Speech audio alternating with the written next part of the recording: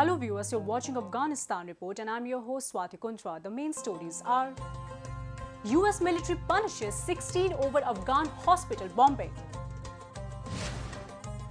Afghan forces search for kidnapped Australian aid worker.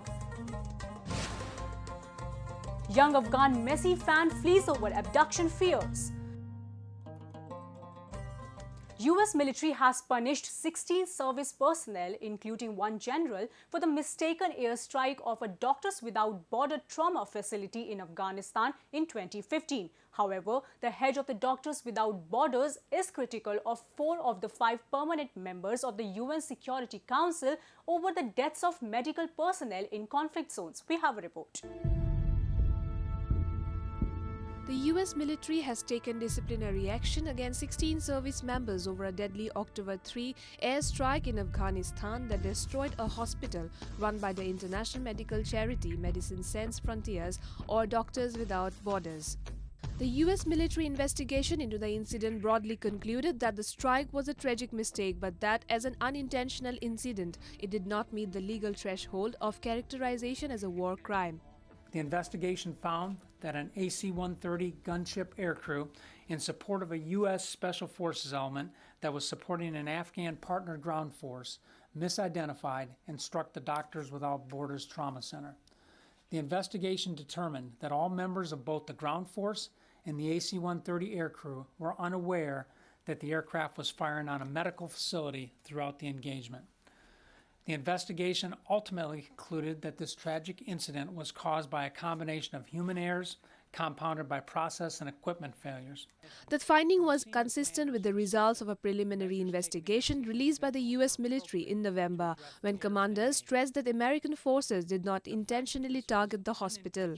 An unintentional action takes it out of the realm of actually being a deliberate war crime against persons or protected locations. And so that is the principal reason why we do not consider this to be a war crime.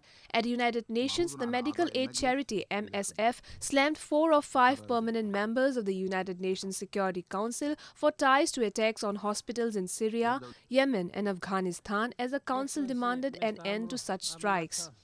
The 15-member council unanimously adopted a resolution reminding states that under international law, they must protect medical and aid workers, but the text does not impose any new obligations and does not single out any conflicts.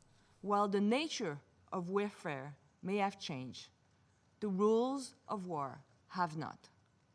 You are charged with protecting peace and security. Yet, 4 of the 5 permanent members of this council have, to varying degrees, been associated with coalition responsible for attacks on health structure over the last year. These include the NATO-led coalition in Afghanistan, the Saudi-led coalition in Yemen, the Russia-backed Syrian-led coalition. You, therefore, must live up to your extraordinary responsibilities and set an example for all the states. I repeat, stop these attacks. In the 14 years since the US war on Afghanistan began, the US military has conducted numerous inquiries into airstrikes that caused scores of civilian casualties but has rarely pressed criminal charges.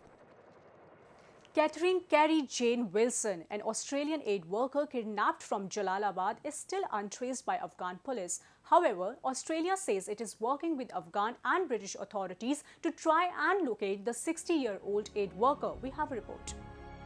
Catherine was kidnapped at gunpoint from her office in Jalalabad a day after she was meant to fly home to Perth in Australia. In Jalalabad, Afghan security forces are still searching for her. Several suspected people, including staff members of Catherine's office, have been taken into custody and are being questioned. یو شمیر وسلوال مخالفین چې د پولیسو او امنیتي ورګانو د لباس څخه وردی څخه استفاده کړي او نوموړي میرمن لزان سره وړي چې ننګرهار والي صاحب په ټولو امنیتي او کشفي ورګانونو ته هدایت ورکړی چې د نوموړي قضیې عاملین ژر تر ژره ونیسي او قانون منګولو ته وسپاري. اما تر دې دمه اته تنه د نوموړي دفتر کارکوونکي نیول شوي دي چې قضیه. Catherine's father, who is in Perth, spoke about his daughter. Presume that if she's going to be a hostage, that it would be in a bargain, as it were, for something rather going to happen. We don't yet know what the demand will be, but presumably you don't harm a hostage because the dead one is no good at all.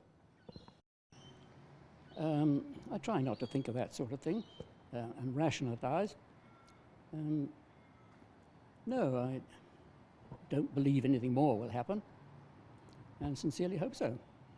Australia is working closely with the Afghan government to secure the safe return of Catherine. It's counterproductive for me to start speculating.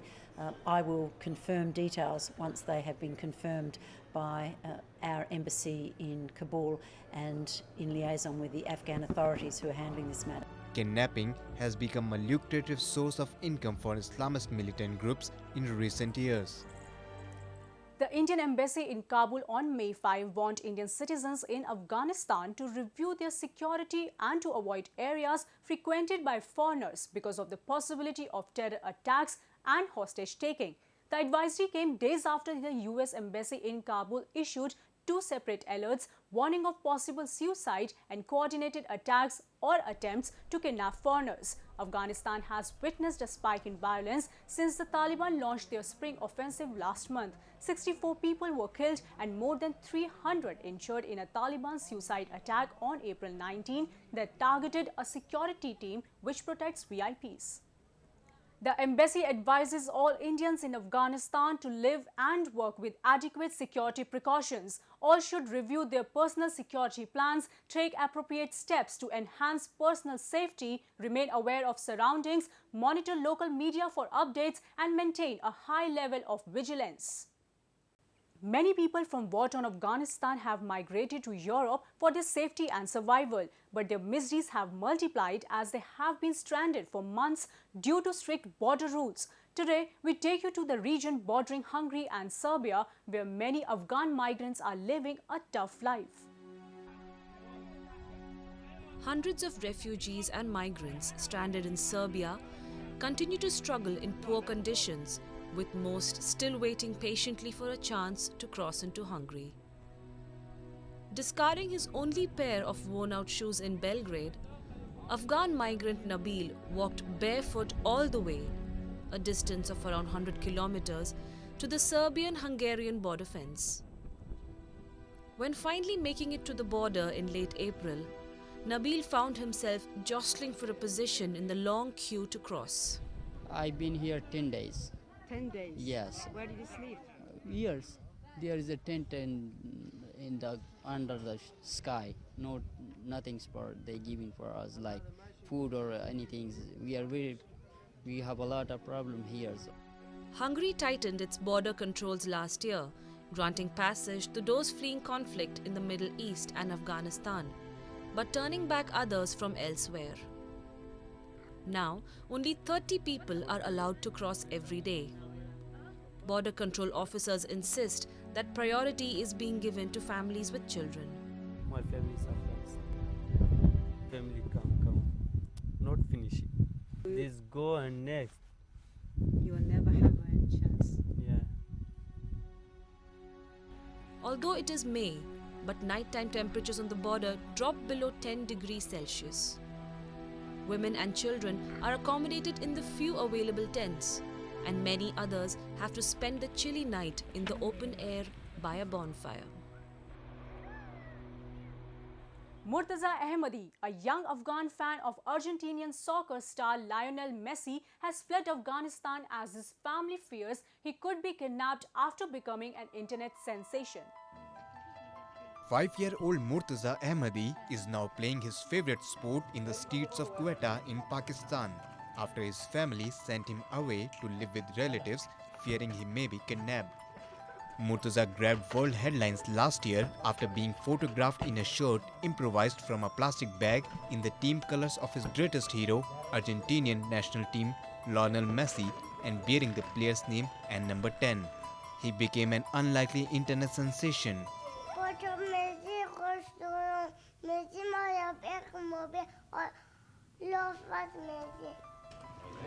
It was when pictures of Murtaza went viral on social media and the internet that his family worried gangsters might kidnap from his home in the central region of Ghazni.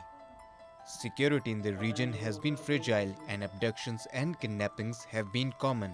His uncle, Wahid Ahmedi, is there for Murtaza and has given him and his family refuge.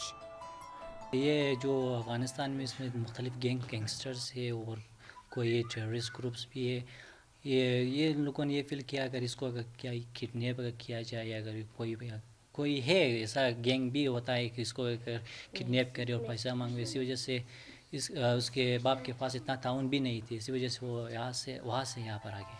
For the moment, Murtaza's dream of meeting his ideal Messi has not come true, but his family says they continue to hope. With that, we come to the end of this week's episode of Afghanistan Report. I'm Swati Kundra taking your leave. We'll be back next week with more news and views from Afghanistan. Goodbye and Khuda Hafiz.